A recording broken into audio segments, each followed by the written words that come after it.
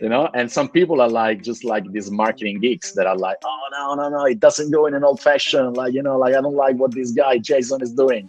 And it's just like, yeah, but Jason is selling 3 bottles per night, making old fashions. Well, if you want him to make all these complicated things that, by the way, are basically slowing down his bar on making profit, because it takes ages to make your drink, like, he's never going to sell it, and he's going to sell another one. So this is the things that these are the trade-off of thinking as an ecosystem, so that basically everybody grow and scale in.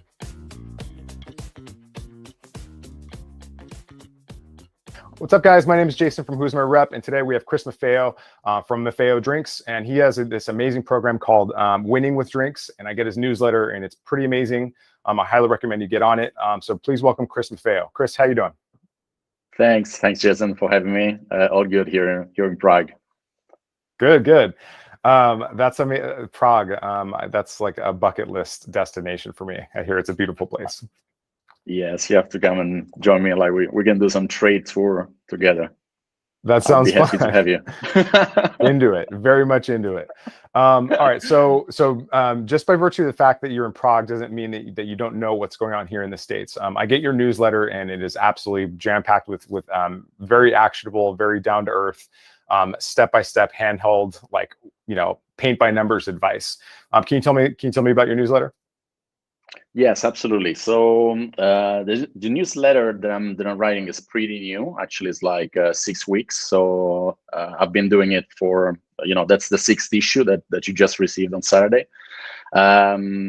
It's something that I've changed in my approach. I'm following one of my favorite guys. It's my mentor, Justin Welch. Is actually based in Tennessee. And basically, like, the way I rechanged my approach is that I was writing. I was writing a lot on LinkedIn every day. Like, I write daily tips on drinks founders and drinks owners, like the full ecosystem of the drinks world and hospitality. But I felt that the content was a little bit like scattered and all over the place. So I was writing about different kind of topics, different kind of aspects of our world, and I thought, like, okay, let me reshape it and reframe it, and let's start always, like, each week from one problem that people are having, so drinks owners usually are having, and let's write about it. Let's deep dive into this, and then basically I'm using my everyday LinkedIn and Twitter posts to actually mention some of these elements. And then I resend all the people to the newsletter if they want to deep dive, because I felt that I had a bit of a friction between being very short and snappy on a tweet-like thing. And then I felt the pressure of actually explaining myself, because in 280 characters, like, there's only as much that you can say. And people were asking, oh, but you didn't write about this, and what, I didn't understand this. So basically, like, now I'm very short and snappy in my tweets and LinkedIn posts. And then I resend all the people that want to deep dive into that. And if you don't want to deep dive, then it's up to you. And if it's fine with the 280 characters, that's also okay for me. Yeah, you seem to have mastered the content game, and your strategy appears to be just give, and then I don't know, but, like, you just seem to keep on giving away this, like, extremely valuable information. Is there a strategy there, or you just love giving your knowledge away? No, like, honestly, of course I need to make a living, so that's why we're all here. But honestly, I'm not in a rush, so to say, to monetize. So I genuinely like to help people. So people who contact me and DM me, like, they usually get a reply within less than 24 hours, because I just like to be in touch with people and help them. And that's actually the reason why I've left the corporate job, because I felt that I didn't want to give all my value to only one company. I wanted to spread myself to to more than one company, because there's a lot of problems that actually are the same everywhere. And you touched upon it. Like, I have quite a few US customers, and because ultimately, 80% of the game, especially when you're talking about on-trade and drinks, it's actually the same. And then there's a 20% that could be the 3-tier system in the US or different kind of things in different countries around the world. But for most of it, it's actually pretty straightforward and similar. So there's a person going to a bar ordering a drink, and there's a drink brand that want to get listed on the back bar and on the menu. So that's pretty the same everywhere around the world. Well, I mean, but you laid it out there in, like, I think it was 5 different steps. So what are the 5 steps to getting your brand listed on a back bar or on a menu, or how does that work? Yeah, so basically, I mean, like you of course you start to get into, you need to frame the, let's say, the ability to win into your target occasion. You need to deep dive into your target occasion. So what is your brand about? You cannot be a jack of all trade with your brand. And then the moment you streamline what are the best outlets for you, you need to focus on the ones that are most likely to list you. And then once you're in, you need to basically like step up the game on the rate of sales. So you sold in 1 bottle or 1 case. I mean, if you've been lucky, but most likely it's going to be 1 bottle or a couple of bottles. And you need to basically remind the people that they've bought it, first of all, because maybe only the buyer knows about your brand. So you need to let all the staff know about it. You need to go there and have a drink. You need to basically build your way into a bigger presence into the place. So everybody's talking about being on the menu, but that's a bit of an end game. You know, like you don't start by being on the menu. You start by being the right drink for that particular occasion. So serving a need that the bartender has and the consumer has. And then basically like you build your way into the back bar. Then you are visible in the back bar because you could be hiding in the back bar. And then you can basically like, pitch to be on the drinks list, on the cocktail menu, and then trying to make your way in a bigger presence and be maybe in a couple of drinks in that menu. So it's a bit of a, like, I call it like the sellout ladder, from basically being there and maybe there will be sellout, but most likely you're collecting dust on the shelf. Or maybe in the cellar, to actually being a high rotating SKU into that bar that is generating revenue not only for you but for your distributor and for your customer. I mean, these things are easier said than done. I mean, you can say this is what you should do step by step, but you're constantly referring back to this is like your catchphrase that brands are built from the bottom up. What does that mean? Absolutely. I mean, it started a bit as a bit of a joke because I just like wrote it there in a couple of posts. And then I realized that when I was talking to people and to clients, like they were actually referring to that line. And it became a bit of a, it actually came bottom up because it came from customers that liked it. And then I started using it more and more. So what I mean is that like we tend to think of building a brand. I mean, I've been years in the corporate world of drinks, especially beer. And we tend to think, okay, we create a brand and then we talk to distributors, we build it with we first build it with a advertising agency, designers, and so on. In a distillery or in a brewery, we create this fantastic product and then we start pushing it into the market and trying to convince people to have it. What I mean about brands are built bottom up is that it's all about brand pull rather than brand push. So you need to start from the glass and from the liquid in the glass and then build it upward back to the distillery or back to the brewery, because people need to understand why they should drink you instead of another brand, and why the bartender should recommend it to those people, and why the sales guy from the distributor or the wholesaler should recommend it to the buyer, and so on. And so you kind of like walk backward from the end, and that's the only way to build brands, because that's the only way to actually get to the granularity of understanding what it means. So 1 bottle is roughly 12, 13 drinks. I mean, at least in the US, more or less. Yeah, 750s mostly. 750s are liters. Yeah. Yeah, and that's what it is. I mean, it's like 12 drinks. So let's make it easy. Like 12 drinks. Let's call it like a 6-week week. It's 2 drinks per night. That's it. That's how we finish a bottle. So I always say you have to help them customers get rid of your brand. like it's not about like buying you, it's about getting rid of your brand as soon as possible so that they can buy another bottle and deplete it as fast as possible. So when you talk about bartenders, I mean, you've been in the trade longer than me probably. It's about like, how do you convince them to actually make drinks? So it's not about like, Jason, can you please sell more on my brand?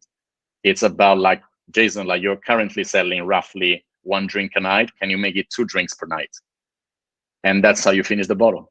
Like you were doing half a bottle and now you do 1 bottle. And then you multiply that to that, 12, like scale of 12. And then basically it becomes 2 bottles, 3 bottles, 4 bottles. That's how it's done. And most people think about the $1 million and the thousands of bottles that they want to sell, the thousands of cases that they want to sell, but they get lost into the, it's about like those 2 ounces that make the difference. It's a bit like the inch by inch, of Al Pacino kind of thing. Well, I mean, when you say that, it sounds so simple, and it sounds simple, but it doesn't sound easy. And it just reminds me of some of the strategies that in my clients and my employers in the past that have given me, which is like, hey, Jason, I want you to find these 50 accounts. So what would you say to the person who is an entrepreneur-owned brand? They have one employee themselves, and they have a bunch of agencies around them that are doing stuff. But it's incumbent upon them to sell their own brand, because the distributors aren't going to show any excitement until they see some movement and velocity. What would you say to that person? What should they do on a daily, weekly basis to actually move the needle for their brand? So, I mean, that's a great question. I mean, like first of all, let me answer to your point about the simple and not easy. It's like, it's not that I came up with this idea because I'm like, I want to be smart. It's just like, it's basically like working every day and analyzing things and trying to make it simple, because I've been doing coaching sessions, mentoring sessions. I've been doing trainings with big multinationals, and I was always wondering why are people struggling with this? Like, why is the training not enough for people? It's because people think that they call me in, I do a training, and then 20 sales people are enlightened, and now they will actually get those 50 accounts that you're asking about.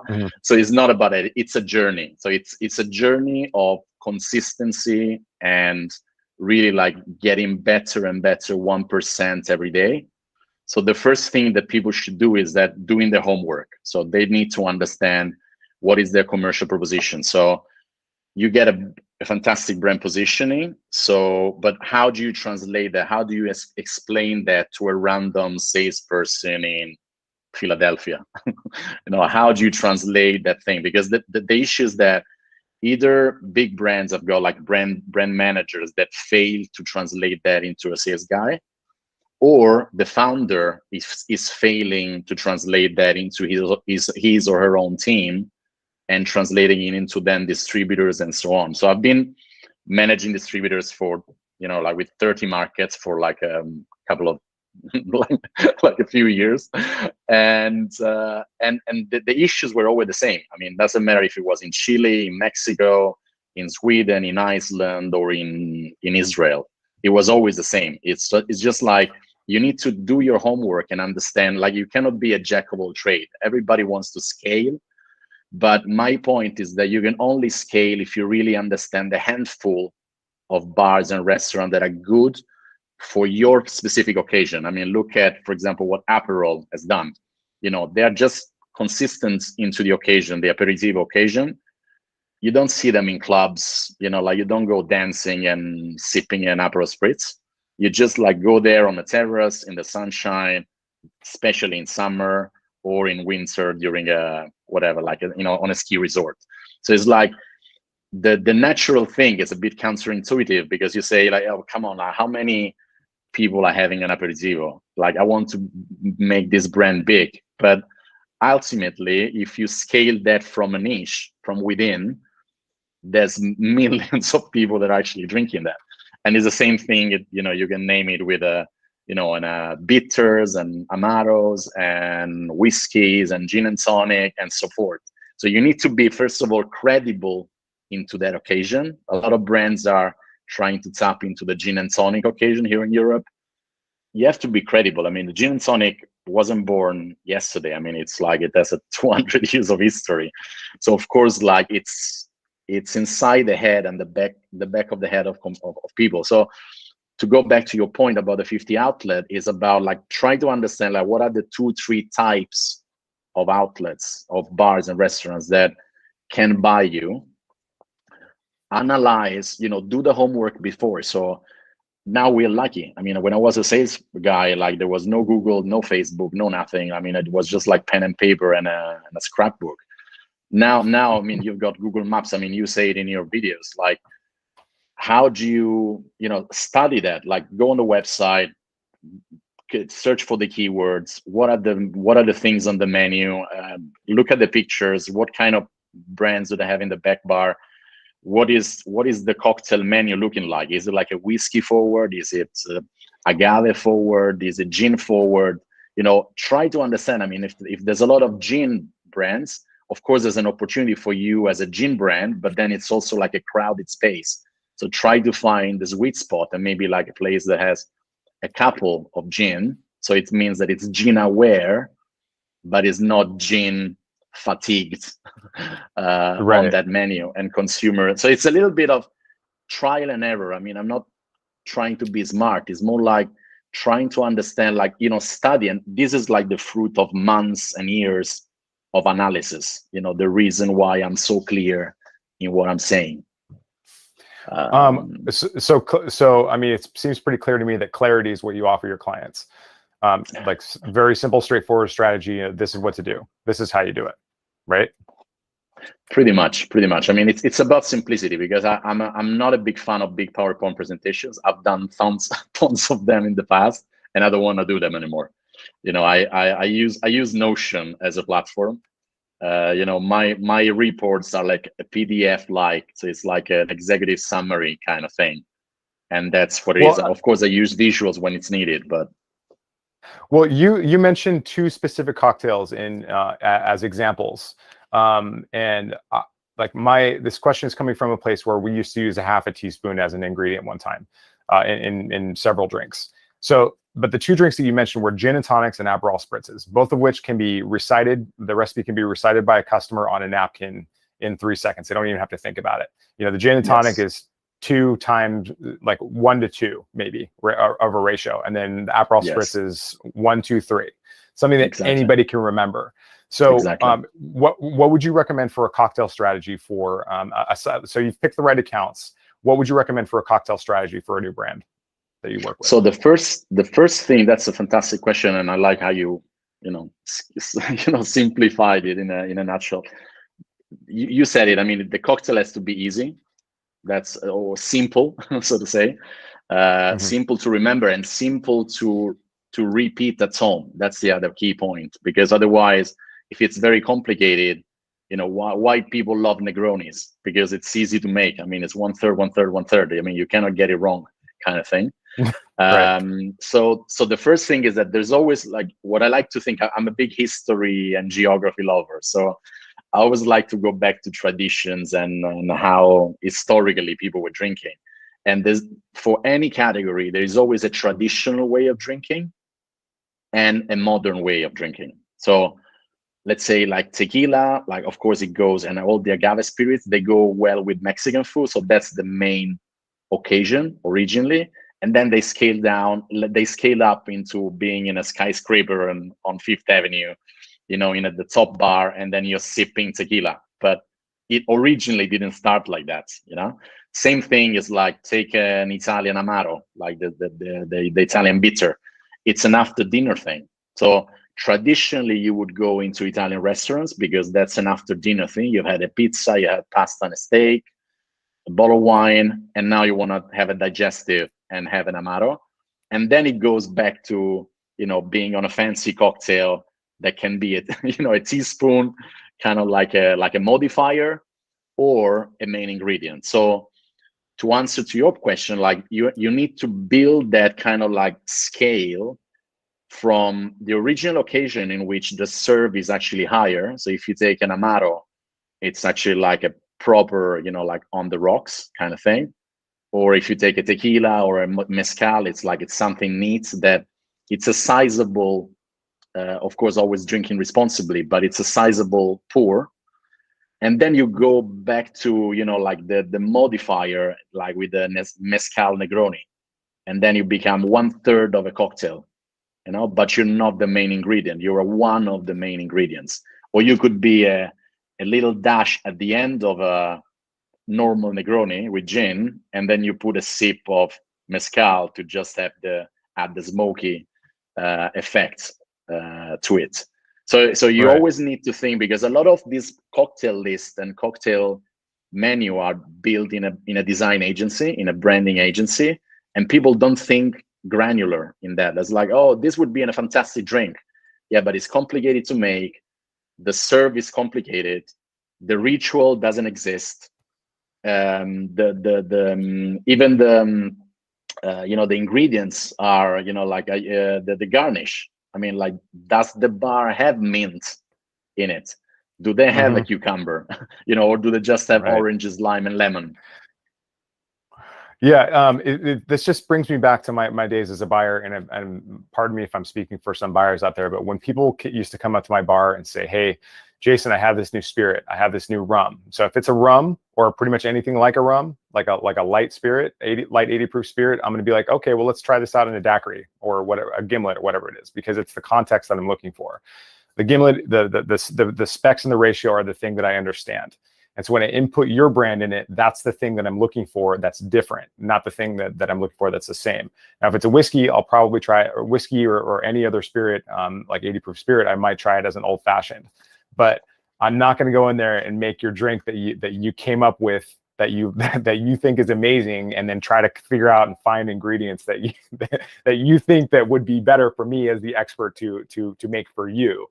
Exactly. So yeah, I've had some very difficult conversations with suppliers before where I'm just like, listen, man, like allow me to evaluate this for myself in my own way. Absolutely. And you need to give the guidance to the bartender to basically like come up with those solutions, especially because what I always say is that I always think of the drinks industry as an ecosystem. No? So it's like there's distributors, wholesalers, importers, buyers, bartenders, waiters, and so forth. No, so it's like you need to make it so that basically everybody is selling on your behalf. So when you are leaving that place, you know, if I leave your bar, I want to walk away knowing that Jason is gonna sell that brand, not that I look cool because I've convinced Jason and Jason said yes, just to get rid of me as soon as possible. And then you're gonna do the old fashioned anyway, you know. And some people are like, just like these marketing geeks that are like, oh no, it doesn't go in an old fashioned, like, you know, like I don't like what this guy Jason is doing. And it's just like, yeah, but Jason is selling 3 bottles per night, you know, making old fashions. Well, if you want him to make all these complicated things that, by the way, are basically slowing down his bar on making profit because it takes ages to make your drink, you know, like he's never going to sell it, and he's going to sell another one. So this is the things that these are the trade-off of thinking as an ecosystem, so that basically everybody grow and scale in revenues and brand building and so forth. Okay, one last question before I let you go. But what would be your reaction if somebody, if a buyer immediately went to compensation and just asking for money, basically? What would your reaction be on behalf of your clients' brands? I mean, like, of course, it's this is a tricky one because it's also like a legal kind of. You know, there are legal happens, remarks. Though. Like it depending where, you know, of course, depending where the market, if it's legal, if it's illegal, and so on. But my first reaction is to walk away. You know, that is not the kind of conversation that I want to have. The ultimate thing is that brands should, you know, basically like ultimately the consumer that is going to basically bring that revenue stream to all of us within the ecosystem. So let's not try to, you know, like rip off each other in the value chain among all the links. Let's try to build value for everyone so that actually the consumer sees that there's value, and they are incentivized into spending more for that treat.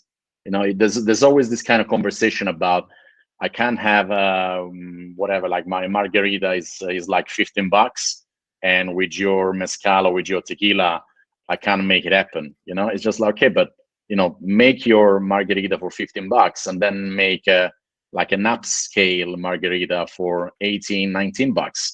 And I may be willing to pay that extra $4 just because, like, you know, that you're not putting a well tequila or well mezcal into it, but you're doing something more special on it. Then of course, like, there are some cocktails that by definition are kind of like mainstream. So maybe you don't want to do it with a margarita, but you want to do it with a mezcal Negroni, or you want to do it with another kind of cocktail that has a, let's call it like a better reputation, so that it incentivizes people that are not seeing that cocktail as a commodity, as a, you know, as a sparkling water, basically, but they see the added value of tasting the flavors and tasting those ingredients in a better way. So this is what I'm always explaining to my clients. Well, how do you so how does one get on your email list? Because I know you put a ton of work and effort into it, and it's extremely valuable. So how does one get on your email list, and how do we find you on Twitter and LinkedIn? So my website is called winningwithdrinks.com. That is the best way of finding me. Then you can look for Chris Maffeo on LinkedIn and Maffeo Drinks on Twitter.